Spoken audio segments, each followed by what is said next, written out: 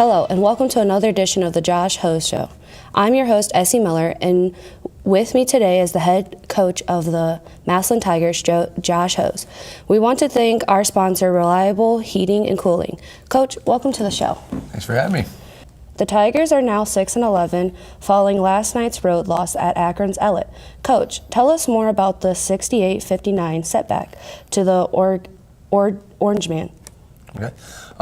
Well, we went up there. We knew they were a pretty good team. They just finished second in the Akron City Series to Akron Buchtel. So they had lost, I think, 8 games, but 4 of them were against Akron Hoban, who we played the other night, and 3 were against Akron Buchtel. So I knew that they were a really talented team. They had a kid that's scoring about 20 points a game that transferred in this year. So we went in, and our kids really fought. I mean, we were tied up at the end of the third quarter, hit a dry spell in the fourth quarter, couldn't get the ball to fall in the hoop. Had a couple calls that didn't go our way that kind of hurt us down the stretch. That with some of the guys that we have out right now, it's just hard to manufacture points at times, and so some of those calls really hurt us at times. And but at the end of the day, I was really happy that our kids fought really well and had a great effort through coming back from down, I think, 15 at one point in the first half to tie it up and have a chance to win that game. I did see that Trayvon Morgan was the break in the lineup last night. What kind of impact does he have on the floor? Yeah, Trey came back. It's the second game back from a hand injury that he hurt during week 10 of football, and he played through it a little bit. We started the year, re-injured it a couple weeks ago. He was out about a month. He had an impact last night. He had about 23 points and 14 rebounds. So he kind of sparked us in the second quarter where we had some offensive rebounds. Guys were getting to the basket. Our guards were doing a good job breaking them down, and then he was cleaning up their missed shots and different things. And it kind of just sparked us in that spell where we're having a hard time getting the ball to go in the basket. And I mean, he had a great impact that way. Hit a couple outside shots actually, and then gives us a big body on defense where we had their guy averages 20 points a game. He actually had 30 last night against us, but we put Trey on him for a spell, and he did a really good job neutralizing him for a few minutes and let us get back in the game. Last Saturday night, the Tigers fell to Akron's Hoban, 63-46. What do you remember most about that game? Hoban was a tough environment because I know our kids were amped up because of the football game and the state championship game, and that lingering pain that was there, that bad taste in our mouth, whatever you want to call it. But our kids went into a kind of a tough environment and played really well. They kept their composure, and we didn't end up winning that game, but we were right in it up until about 5 minutes or so left. We were I think, within 10 points of them. We'd fight back, and then they'd blow it back open to about 10. We cut it down to 3 or 4, and they'd cut it back, 7 or 10. They just kept getting these runs back and forth. And but again, walking out of there, that's a team that's probably, I forget the record right now, but they've played a really tough schedule. They're a really good team. They're a high seed in their district, and walking out of those 2 games, I really feel good about where our team's at right now. With having the guys out, the key guys that we have that are able to play.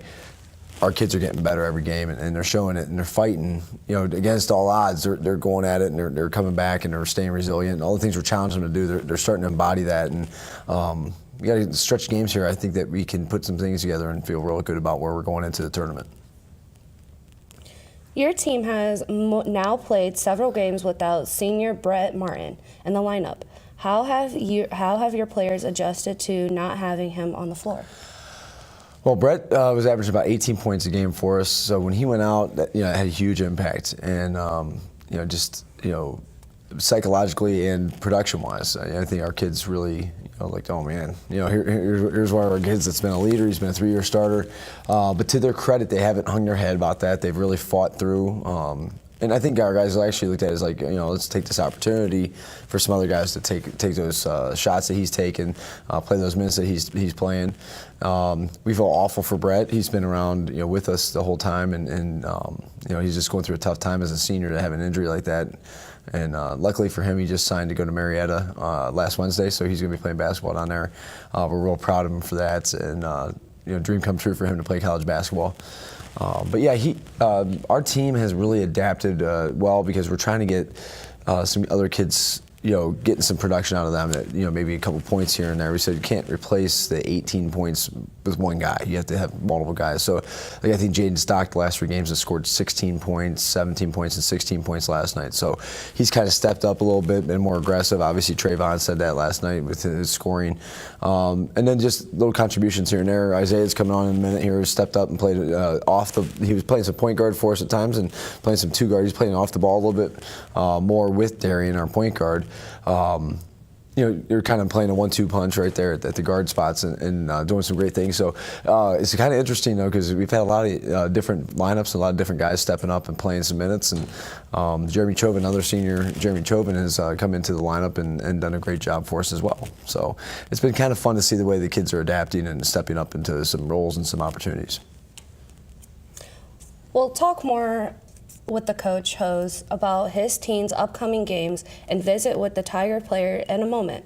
But first, this word from Reliable Heating and Cooling. Everything that goes into a Lennox system is engineered for absolute comfort. Like the parts that create your perfect temperature and humidity, or the parts that purify the air. Together, all these parts save you up to half off your heating and cooling bills.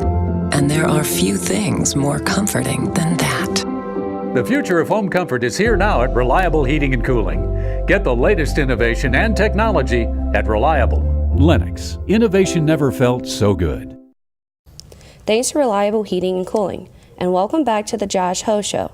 The Tiger player joining us this week is junior guard Isaiah Roberson. Isaiah, who influenced you the most growing up when it comes to basketball? The person who influenced me the most growing up is my mom. Like, she's just always been there for me, always just telling me to just keep going no matter what, no matter how much I'm playing or whatever. It's just team sport. You just got to keep going. How would you describe your game, and how does it fit with the team? I feel like everybody has a role. Like, you come in and you just play defense and get steals, box out, dive on the floor, shoot the 3 that I like to shoot. What did you work on the most in the off season to improve your game? I worked on just shooting and just finishing, driving to the hoop, working on my handles and just stuff like that. And finally, when you look around the locker room, who's the guy that makes everyone laugh? Definitely Kashot. Always making jokes and stuff, making it a good time. Thanks, Isaiah, and good luck on the rest of the season. Coach, what does Isaiah bring to the team on a daily basis? Isaiah brings a great deal of energy and intensity.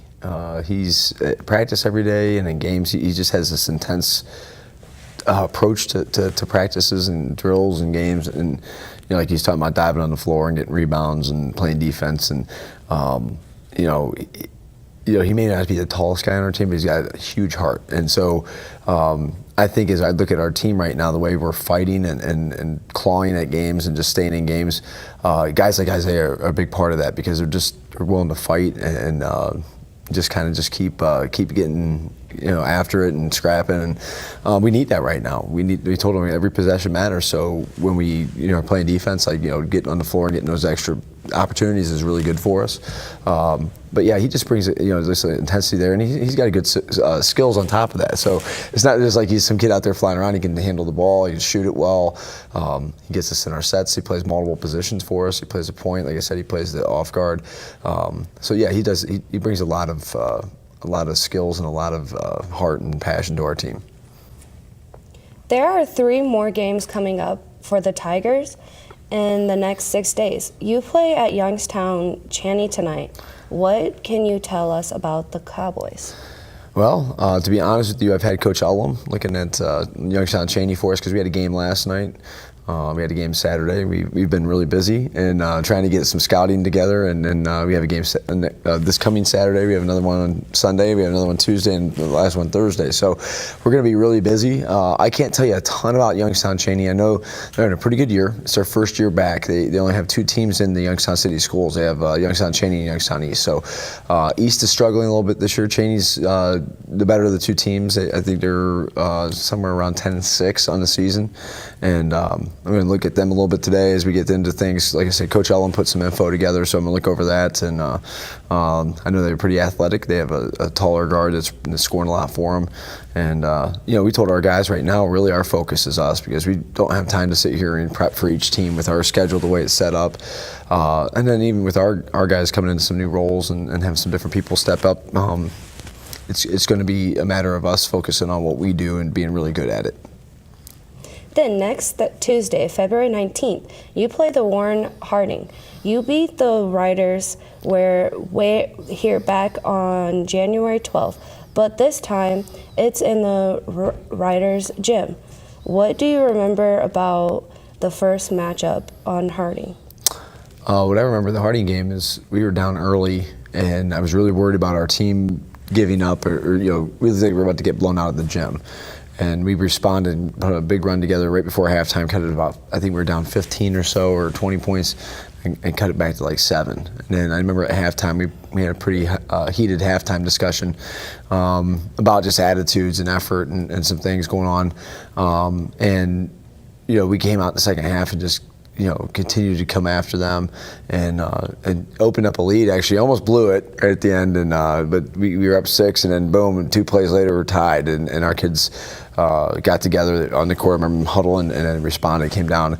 Luke Sabo hit a big 3 for us in the corner, and we got a couple stops, and Brett Martin led us that game pretty well, and so it was a really good game. But being that we know that it's going to be a really tough matchup for us next Tuesday, because they're going to be ready to go, because they kind of had the opportunity to win that one, and they know we got a couple guys out, so I could see them kind of coming in, kind of sensing some weakness there. But by that point, I think our team will be well-rounded and kind of adjusted to not having Brett and Jaden around. So we'll be ready for them, and it should be a great tournament prep game type, to get ready for the state tournament coming up the following week. The Canton Division I Sectional District Tournament starts in a couple of weeks. The Tigers will play at Dover on Wednesday, February 27th. What do you think about the seeding, and give us your thoughts on your opening round matchup with the Tornadoes? With Dover, they got the 5 seed or 6 seed, and we got the 11 seed. So it's kind of where I saw us at. It was the 11 or 12, just depending on how the teams voted. I didn't know how the top, I knew pretty much, you could start to piece it together over the years, like I knew Jackson was going to be the number 1 seed. From that point on, and didn't know, how things would shake out, because there's, the Federal League votes a lot of their teams up, and then you have teams from out of the area that are coming in, like Dover and Boardman, that had really good records. So I just didn't know how they would match up and where they would end up at. So when we got Dover, they're a good team. I'm not thrilled to be playing them, but it's kind of, I knew we were going to be playing somebody good, because we were just a low seed with our record and everything. So we're going to play them, and the good thing is we're not playing somebody for a second or third time. Been there before. That's tough sometimes. I thought maybe there was a chance we could have played McKinley or Glen Oak in that spot.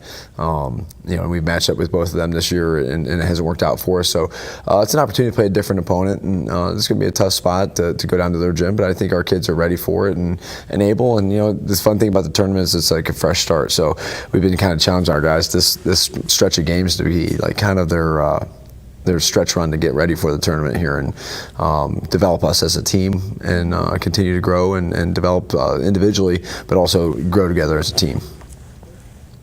Thanks, Coach.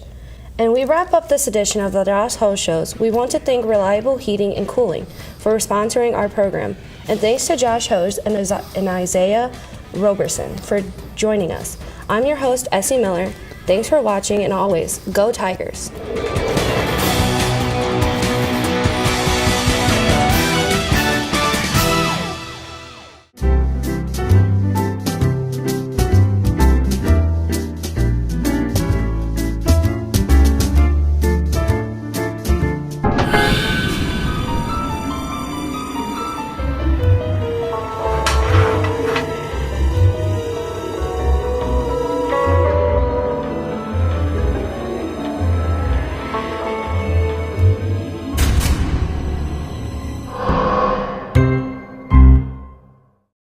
Massillon City Schools is proud to have one of the top career technical education programs in the state of Ohio, recently receiving a #1 ranking of the 93 districts in the area of achievement. Our Career Technical Education Department offers 14 pathways preparing students for college and careers. All students have the opportunity to participate and compete in their career technical student organization, as well as obtain valuable experience in the field while earning aligned industry credentials and/or college credit in high school. Visit massillonschools.org for more information.